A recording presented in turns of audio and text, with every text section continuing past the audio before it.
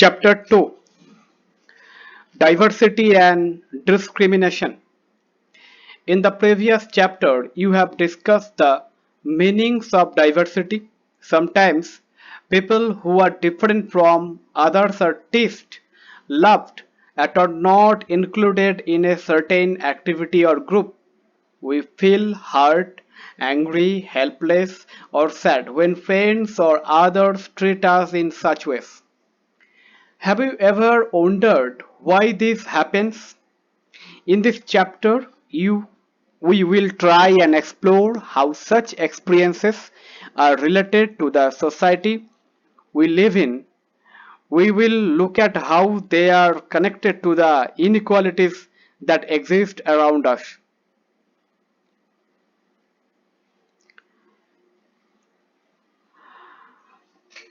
Difference and prejudice. There are many things that make us what we are, how we live, the languages we speak, what we eat, where, the games we play, and the things we celebrate. All of these are influenced both by the geography and history of the place where we live. You will get an idea of how diverse India is if you look even briefly at the following statement. There are 8 major religions in the world. Every single one of them is practiced in India. We have more than 1,600 languages that are people mother's tongue, and there are more than 100 dance forms. Yet, this diversity is not always celebrated. This is because we feel safe and secure with people who look, talk, dress, and think like us. Sometimes, when we meet people who are very different from us, we may find them strange and unfamiliar. At times, we may not understand or know the reasons why they are different from us. People also form certain attitudes and opinions about others who are not like them.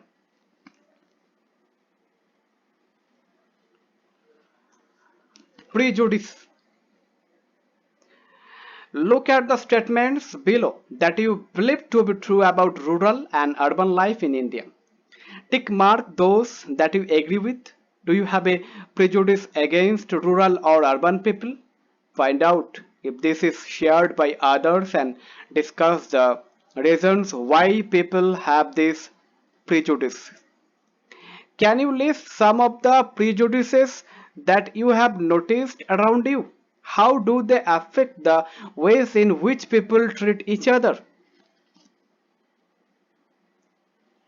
On rural people, more than 50% of all Indians live in villages. People in villages do not like to use modern technology. In peak harvesting and plantation season, families spend 12 to 14 hours working in the fields. Villagers are forced to migrate to cities in search of work. On urban people, life in the city is easy. People here are spoilt and lazy.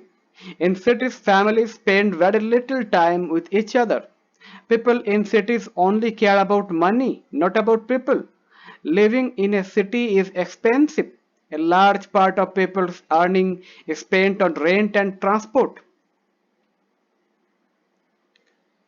Do this and comment this.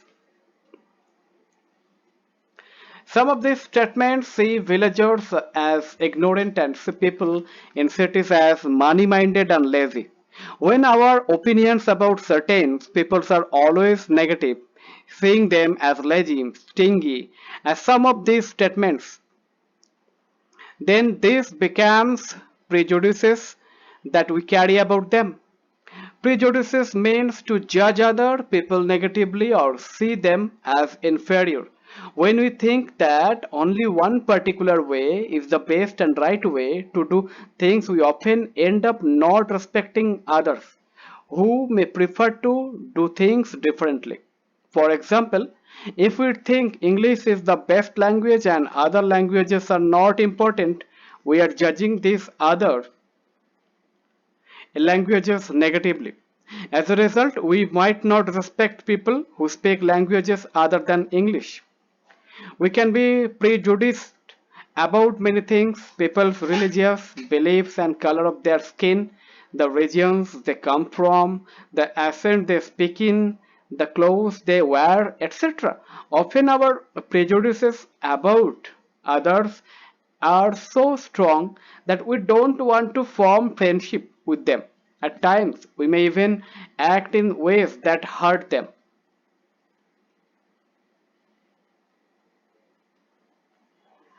Creating stereotypes. All of us are familiar with gender differences. What does it mean to be a boy or a girl? Many of you would say we are born as boys and girls. It is a given. What is there to think about? Let's see if this is the case. Arrange the statements given below in these two sections according to what you think is appropriate for the section. They are all we have. They are soft spoken and gentle. They are physically strong. They are naughty. They are good at dance and painting. They don't cry. They are rowdy. They are good at sport. They are good at cooking. They are emotional. Girls 1, 2, 3, 4, 5. Boys 1, 2, 3, 4, 5. Comment this. Now check with your teacher self who has put which statement where. Find out and discuss people's reason for doing this. Are the qualities you put in for boys something that boys are born with? Comment this. If you take the statements, they don't cry, you will see that this is a quality that is generally associated with boys and men. As babies or children, when boys fall and hurt themselves, their parents and other families members often console them by saying, "Don't cry, you are a boy. Boys are brave, they don't cry." As children grow up, they start believing that boys don't cry, so that even if a boy feels like crying, he stops himself from doing so. He also believes that crying is a sign of weakness. So even though both boys and girls sometimes want to cry, especially if they are angry or in, people say all sort of things. I limp, I lisp, all this and more. Sometimes I feel so sad and sore. Folks make fun, it's nothing new. If you were I, what would you do? You look so different. I am a person, I feel shy from staring eyes I want to hide. Is your mind okay? Just because my legs are wobbly, people think my mind is wobbly too. The children you see in the illustration here were seen as disabled. This term has been changed and now the term used is children with special needs. Common stereotypes about them are given in large letters. Their own feelings and thoughts too are given. Discuss what these children are saying about stereotypes regarding them and why.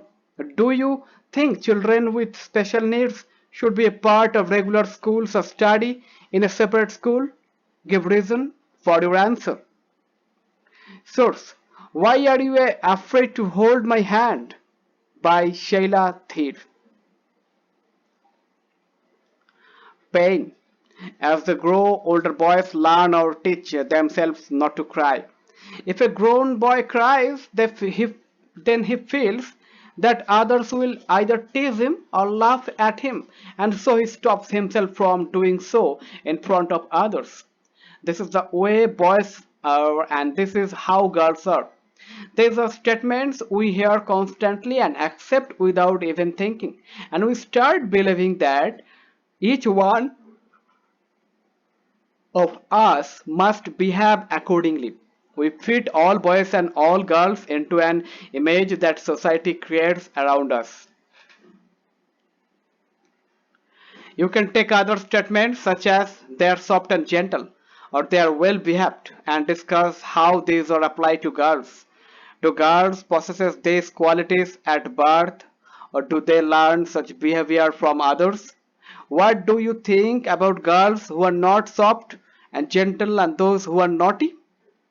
Comment this. When we fix people into one image, we create a stereotype. When people say that those who belong to a particular country, religion, sex, race, or economic background are stingy, lazy, criminal, or dumb, they are using stereotypes. There are stingy and generous people everywhere, in every country, in every religion, in every group, whether rich or poor, male or female. And just because some people are like that, it is not fair to think that everyone will be the same. Stereotypes stop us from looking at each person as a unique individual with his or her own special qualities and skills that are different from others. They fit large numbers of people into only one pattern or type. Stereotypes affect all of us as they prevent us from doing certain things that we might otherwise be good at. Inequality and discrimination. Discrimination happens when people act on their prejudices or stereotypes. If you do something to put other people down, if you stop them from taking part in certain activities and taking up jobs, or stop them from living in certain neighborhoods, prevent them from taking water from the same well or hand pump, or not allow them to drink tea in the same cups or glasses as others, you are discriminating against them. Discrimination can take place because of several reasons. You probably recall from the previous chapter that Somir Ek and Somir Do were different from each other in many ways. For example, they belong to different religions. This is an aspect of diversity. However, this diversity can also be a source of discrimination. Groups of people who may speak a certain language, follow a particular religion, live in specific regions, etc., may be discriminated against as their customs or practices may be seen as inferior. Another differences between the two Samirs was in their economic backgrounds. Samir though was poor. This difference, as you have read earlier, is not a form of diversity but of inequality. People who are poor do not have the resources or the money.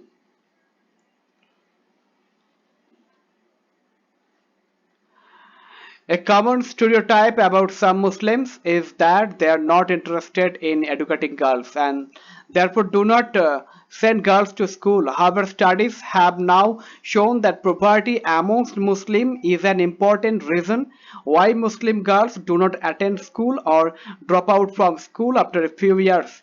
Wherever effort has been made to reach education to the poor, there the Muslim community has shown an interest in sending their girls to school. For example, in the state of Kerala, the distance between the school and the home is not much. There is a good government bus services that helps teachers reach schools in rural areas, and over 60% of teachers are women. These factors have helped children from poorer families, including Muslim girls, attend school in much larger numbers. In other states where such efforts have not been made, children from poorer families, whether Muslim, tribal, or so-called lower castes, find it difficult to attend school. Therefore, poverty, not religion, is the cause for non-attendance of Muslim girls in school. To meet their basic needs of food, clothing, and shelter.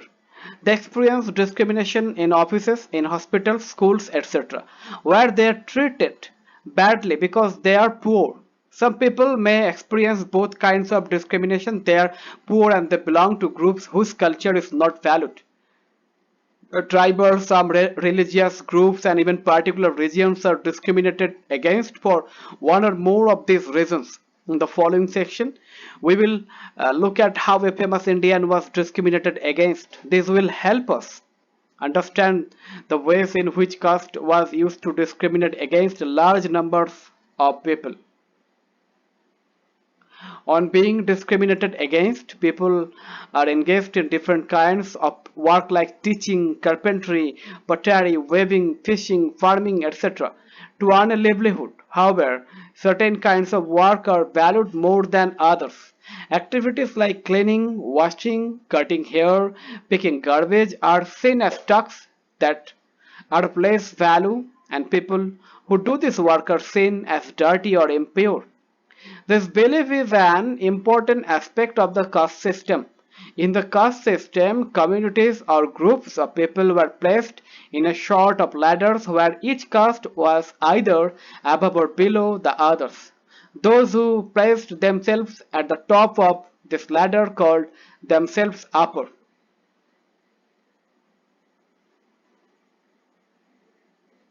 Dalit is a term that people belonging to so-called lower castes use to address themselves. They prefer this word to untouchable. Dalit means those who have been broken. This word, according to Dalits, shows how social prejudices and discrimination have broken the Dalit people. The government refers to this main group of people as scheduled castes, SC caste, and saw themselves as superior. The groups who were placed at the bottom of the ladder were seen as unworthy and called untouchables. Caste rules were set which did not allow the so-called untouchables to take on work other than what they were meant to do. For example, some groups were forced to pick garbage and remove dead animals from the villages, but they were not allowed to enter the homes of the upper castes or take water from the village well or even enter temples. The children could not sit next to children of other castes in school. The upper castes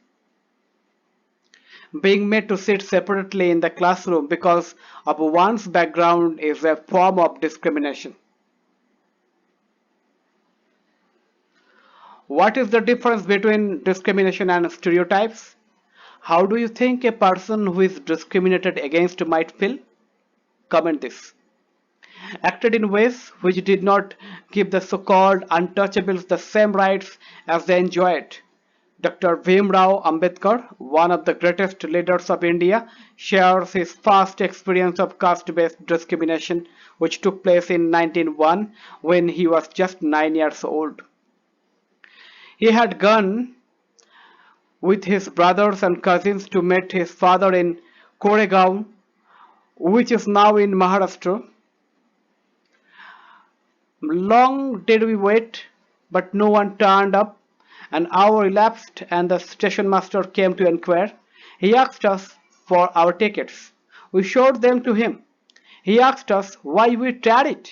We told him that we are bound for Koregaon and that we are waiting for father or his servant to come, but that neither had turned up and that we did not know how to reach Koregaon. We were well-dressed children. From our dress or talk, no one could make out that we were children of the untouchables. Indeed, the station master was quite sure we were Brahmin children and was extremely touched at the plight in which he found us. As is usual among the Hindus, the station master asked us who we were. Without a moment's thought, I blurted out that we were Mahars. Mahar is one of the communities which were treated as untouchables in the Bombay Presidency. He was stunned. His face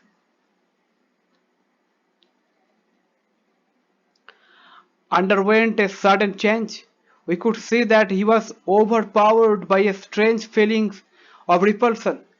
As soon as he heard my reply, he went away to his room and we stood where we were. 15 to 20 minutes elapsed. The sun was almost setting. Our father had not turned up, nor had he sent his servant, and now the station master had also left us.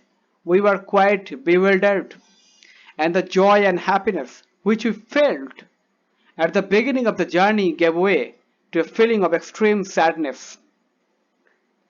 After half an hour, the station master returned and asked us what we proposed to do. We said that if we could get a blockers on hire, we would go to Koregaon, and if it was not very far, we would like to start straight away.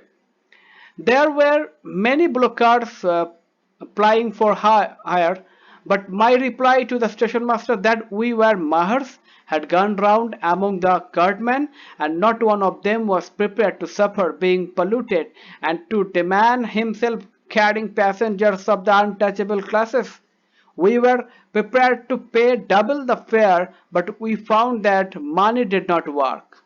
The station master, who was negotiating on our behalf, stood silent, not knowing what to do. Source: Dr. B.R. Ambedkar, Writings and Speeches, Volume 12, edited Basant Moon, Bombay Education Department, Government of Maharashtra. Dr. Vim Rao Ambedkar, 1891 to 1956, is considered the father of the Indian constitutions and is also the best known leader of the Dalits. Dr. Ambedkar fought for the rights of the Dalit community. He was born into the Mahar caste, which was considered untouchable. The Mahars were poor, owned no land, and children born to them also had to do the work their parents did. They lived in spaces outside the main village and were not allowed into the village.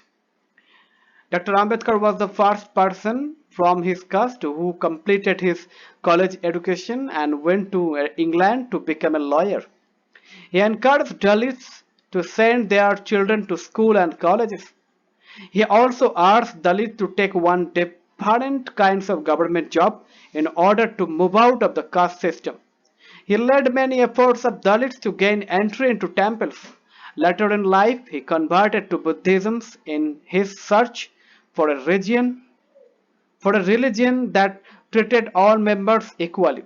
Dr. Ambedkar believed that Dalits must fight the caste system and work towards a society based on respect not just for a few but for all persons.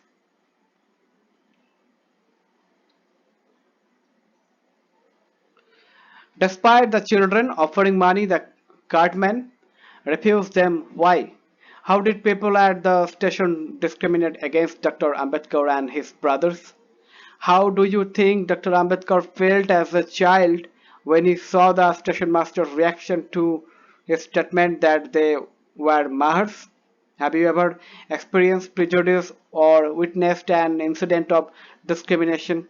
How did this make you feel? Comment this.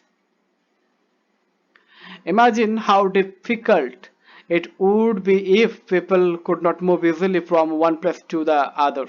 How insulting and hurtful it is to have people move away, refuse to touch you or allow you to drink water from the same source as they do. This small incident shows how a simple task of going from one place to another in a cart was not available to the children. Even though they could pay the money, all the cartmen at the station refused to take the children. They acted in a discriminatory manner. So clearly, as this story shows us, caste-based discrimination is not only limited to preventing Dalits from undertaking certain economic activities, but it also denies them the respect and dignity given to others. Discuss. In addition to the lower caste being discriminated against, there are also various other communities that are subject to discrimination. Can you think of a few other examples of discrimination? Discuss the ways in which persons with special needs might be subject to discrimination. Comment this. Striving for equality. The struggle for freedom from British rule also included within it the struggle for large group of people who not only fought against the British but also fought to be treated more equally. Dalits, women, tribals and peasants fought against the inequalities they experienced in their lives. As pointed out earlier, many Dalits organized themselves to gain entry into temples. Women demanded that they should have as much a right to education as men did. Peasants and tribals fought to release themselves from the grasp of the moneylender and the high interest they were charged. When India became a nation in 1947, our leaders too were concerned about the different kinds of inequalities that existed. Those who wrote the Constitution of India, a document that laid out the rules by which the nation would function, were aware of the ways in which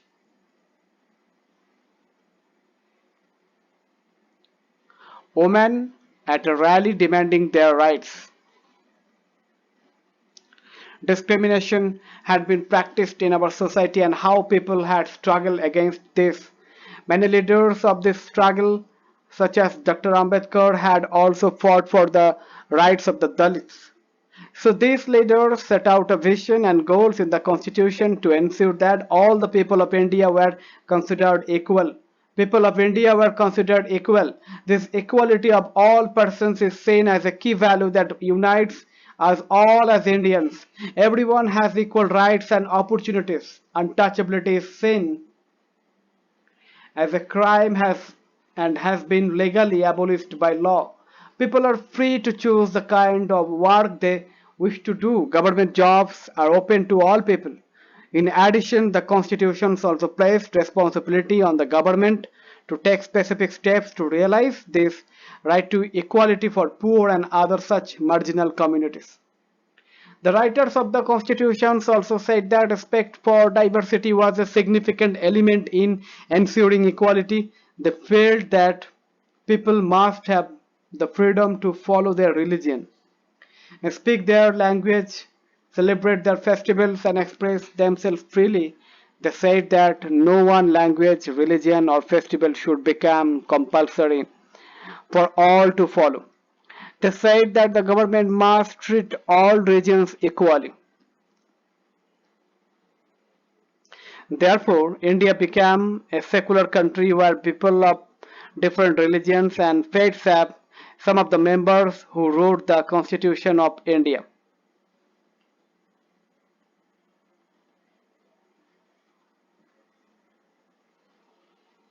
The freedom to practice and follow their religion without any fear of discrimination. This is seen as an important element of our unity. That we all live together and respect one another. Though these ideals are enshrined in our Constitution. This chapter points out that inequalities exist even today. Equality is a value that we have to keep striving for and not something which will happen automatically. People's struggles and positive actions by the government are necessary to make this a reality for all Indians. The first page of the Constitution that clearly states that all Indians are entitled to equality of status and opportunity. Questions? Do this and comment this.